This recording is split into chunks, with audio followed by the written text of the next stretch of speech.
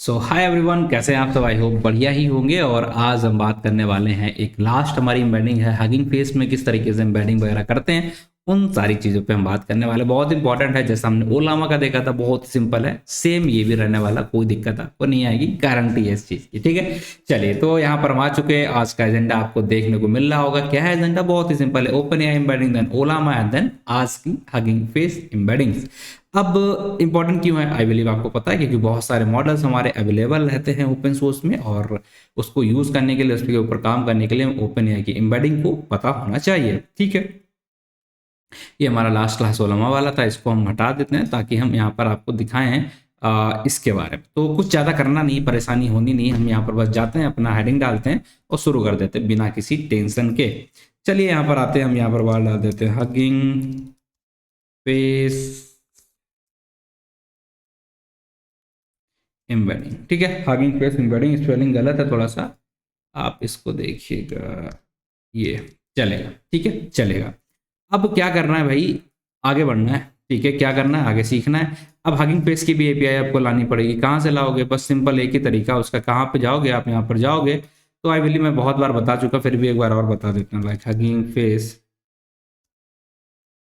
ठीक है, आप यहाँ जाओगे, इसके ऊपर यहाँ पर जाने के बाद प्रोफाइल में चले जाओ, प्रोफाइल या बिलिंग में चले जाओ। लेट सपोज आप यहाँ, अरे भगवान, लॉग इन हो गया। ठीक है, लॉग आउट हो गया।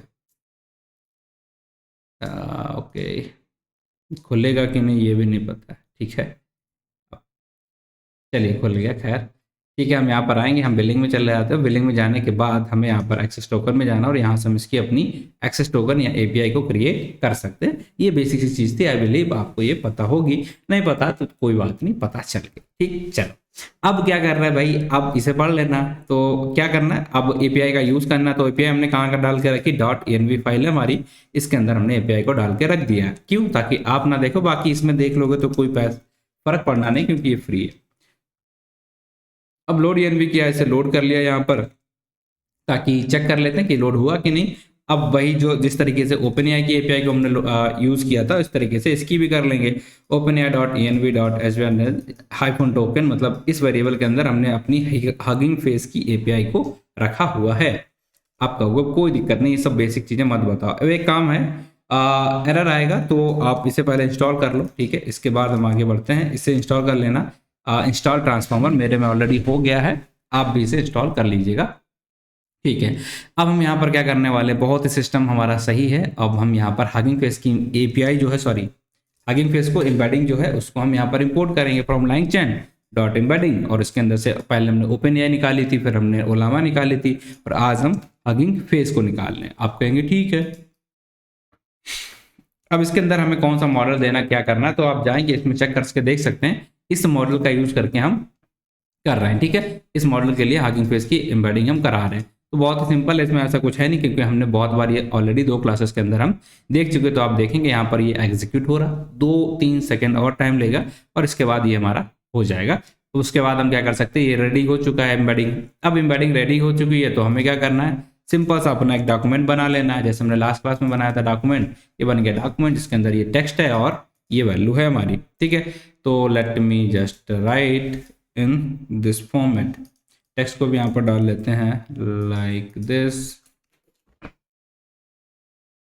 पेन मेरा रोज क्यों करता है भाई इतना। चलिए, यहाँ पर हमने इसे डाल दिया।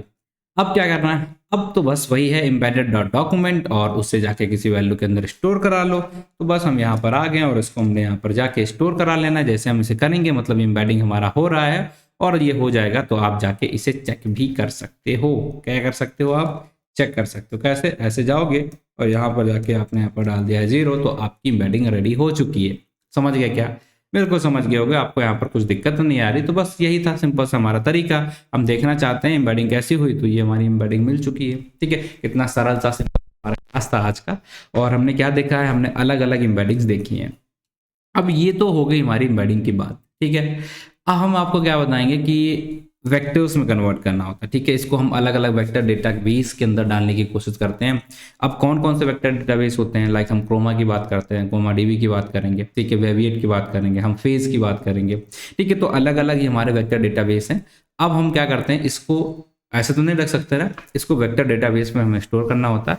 तो कैसे स्टोर कराएंगे, क्या करना होता है, वहाँ पे सारी चीज़ों को हम आपको बताने वाले हैं। तो बस परेशान नहीं होना, थोड़ा सा वेट करिए, एक एक क्लास को रोज़ देखते जाइए, थोड़ी सी चीज़ों को प्रैक्टिस करते रहिए, सब कुछ आराम से समझ में आता रहेगा। ठीक, दैट्स इट फॉर टुडे। और कोई दिक्कत आ रही है तो बस आपको पता ही है क्या करना, आपको जाना है कहाँ। आई बिलीव कि आपको पता होगा, नहीं पता तो चलिए बता देते हैं।